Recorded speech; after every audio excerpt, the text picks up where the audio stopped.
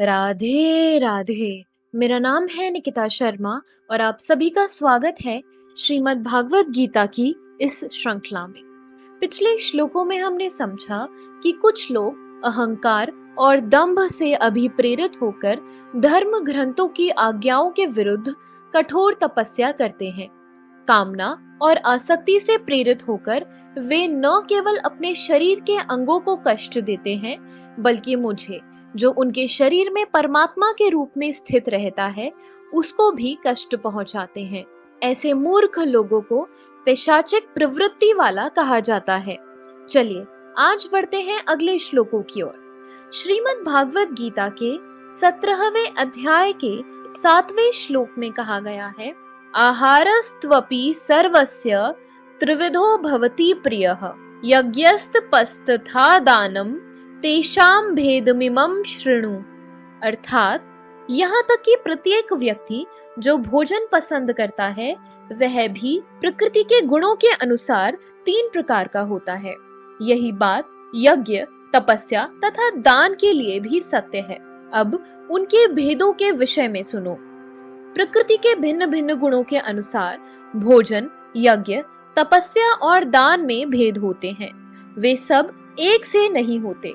जो लोग यह समझ सकते हैं कि किस गुण में क्या क्या करना चाहिए, वे वास्तव में बुद्धिमान हैं। जो लोग सभी प्रकार के यज्ञ, भोजन या दान को एक सा मानकर उनमें अंतर नहीं कर पाते, वे अज्ञानी हैं। ऐसे भी प्रचारक लोग हैं जो यह कहते हैं कि मनुष्य जो चाहे वह कर सकता है और सिद्धि प्राप्त कर सकता है, लेकिन ये मूर्ख मार्गदर्शक शास्त्रों के आदेशानुसार कार्य नहीं करते। ये अपनी विधियां बनाते हैं और सामान्य जनता को भ्रांत करते रहते हैं। 8वें श्लोक में कहा गया है, आयुः सत्व बलारोग्य सुख प्रीति विवर्धनः रस्याः स्निग्धाः स्थिरा हृदया आहारा सात्विक प्रियः। अर्थात जो भोजन सात्विक व्यक्तियों को प्रिय होता है वह आयु बढ़ाने वाला, जीवन को शुद्ध करने वाला तथा बल, स्वास्थ्य, सुख तथा तृप्ति प्रदान करने वाला होता है। ऐसा भोजन रसमय, स्निग्ध, स्वास्थ्यप्रद तथा हृदय को भाने वाला होता है।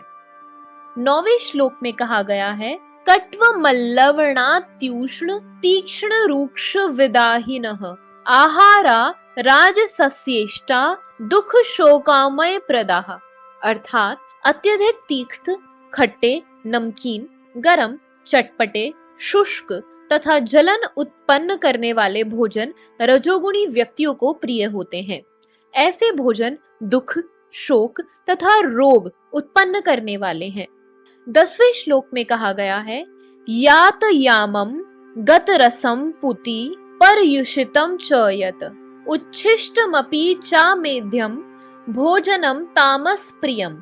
अर्थात खाने से 3 घंटे पूर्व पकाया गया स्वादहीन, वियोजित एवं सड़ा, झूठा या अस्पृश्य वस्तुओं से युक्त भोजन उन लोगों को प्रिय होता है जो तामसी होते हैं। आहार यानी भोजन का उद्देश्य आयु को बढ़ाना, मस्तिष्क को शुद्ध करना तथा शरीर को शक्ति पहुंचाना है। इसका यही एकमात्र उद्देश्य है। प्राचीन काल में विद्वान पुरुष ऐसा भोजन चुनते थे जो स्वास्थ्य तथा आयु को बढ़ाने वाला हो, यथा दूध के व्यंजन, चीनी, चावल, गेहूं, फल तथा तरकारियां। ये भोजन सतोगुणी व्यक्तियों को अत्यंत प्रिय होते हैं। अन्य कुछ पदार्थ जैसे भुना मक्का तथा गुड़ स्वयं रुचिकर न होते हुए भी दूध या अन्य पदार्थों के साथ मिलने पर स्वादिष्ट हो जाते हैं, तब वे सात्विक हो जाते हैं। ये सारे भोजन स्वभाव से ही शुद्ध है। ये मांस तथा मदिरा जैसे अस्पृश्य पदार्थों से सर्वथा भिन्न है। 8वें श्लोक में जिन स्निग्ध यानी चिकने पदार्थों का उल्लेख है, उनका पशु वध से प्राप्त चर्बी से कोई नाता नहीं होता। यह पशु चर्बी यानी वसा दुग्ध के रूप में उपलब्ध है, जो समस्त भोजनों में परम चमत्कारी है। दुग्ध, मक्खन, पनीर तथा अन्य पदार्थों से जो पशु चर्बी मिलती है उससे निर्दोष पशुओं को मारे जाने का प्रश्न नहीं उठता। यह केवल पार्श्विक मनोवृत्ति है जिसके कारण पशुवध चल रहा है। आवश्यक चर्बी प्राप्त करने की सुसंस्कृत विधि दूध से है। पशुवध तो अमानवीय है। मटर, दाल, दलिया आदि से प्रचुर मात्रा में प्रोटीन उपलब्ध होता है। जो राजस भोजन कटु, बहुत लवणीय या अत्यधिक गर्म, चटपटा होता है, वह आमाशय की श्लेष्मा को घटाकर रोग उत्पन्न करता है। तामसी भोजन अनिवार्यतः बासी होता है। खाने से 3 घंटे पूर्व बना कोई भी भोजन भगवान को अर्पित प्रसाद छोड़कर तामसी माना जाता है। बिगड़ने के कारण उसमें दुर्गंध आती है, जिससे तामसी लोग प्रायः आकृष्ट होते हैं, किंतु सात्विक पुरुष उससे मुख मोड़ लेते हैं। उच्छिष्ट यानी झूठा भोजन उसी अवस्था में किया जा सकता है जब वह उस भोजन का एक अंश हो जो भगवान को अर्पित किया जा चुका हो, या कोई साधु पुरुष विशेष रूप से गुरु द्वारा ग्रहण किया जा चुका हो। अन्यथा ऐसा झूठा भोजन तामसी होता है और वह संदूषण या रोग को बढ़ाने वाला होता है। यद्यपि ऐसा भोजन तामसी लोगों को स्वादिष्ट लगता है, लेकिन सतोगुणी उसे न तो छूना पसंद करता है और न ही खाना। सर्वोत्तम भोजन तो भगवान को समर्पित भोजन का उच्चिष्ट है। भगवत गीता में परमेश्वर कहते हैं कि वे तरकारियां, आटे या दूध की बनी वस्तुएं भक्ति पूर्वक भेंट किए जाने पर स्वीकार करते हैं। पत्रम पुष्पम फलम तोयम।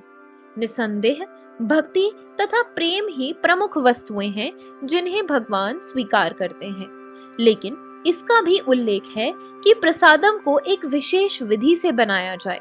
कोई भी भोजन जो शास्त्रीय ढंग से तैयार किया जाता है और भगवान को अर्पित किया जाता है, ग्रहण किया जाता है, भले ही वह कितने ही घंटे पूर्व क्यों न तैयार हो, क्योंकि ऐसा भोजन दिव्य होता है। अतएव भोजन को रोगाणुरोधक, खाद्य तथा सभी मनुष्यों के लिए रुचिकर बनाने के लिए सर्वप्रथम भगवान को अर्पित करना चाहिए। तो इसी के साथ हमारे आज के श्लोकों की वीडियो समाप्त होती है। अगर आप सभी लोग श्रीमद् भागवत गीता की इस श्रृंखला में हमारे साथ हैं, तो हमें अपने विचार कमेंट सेक्शन में जरूर बताएं और इस वीडियो को अपने परिवारजनों और मित्रगणों के साथ जरूर शेयर करें, ताकि उनके जीवन में भी इस सुंदर ज्ञान के आगमन के कारण कोई बदलाव हो सके। तो चलिए अब मिलते हैं अगले श्लोकों के साथ एक नई वीडियो में।